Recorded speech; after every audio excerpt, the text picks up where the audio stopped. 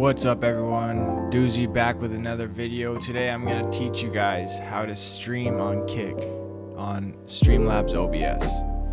Let's get right into it. So first you want to sign up, make an account with Kick, okay? Then you go to the creator dashboard, okay? And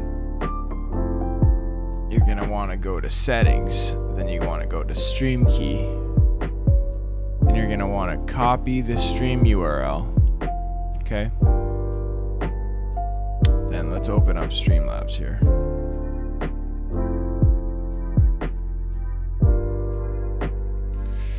So you're going to want to go into your settings and stream, and then custom streaming server, and then you paste the URL here and the stream key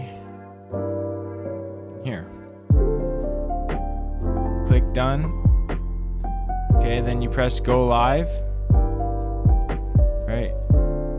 And then you go back to your creator dashboard, and you can edit the stream info here, and there should be a little button that comes up and it'll let you go live. So that's a quick video of how to do it, guys. If you got any questions, let me know down in the comments, and we'll see you guys next time. Peace out.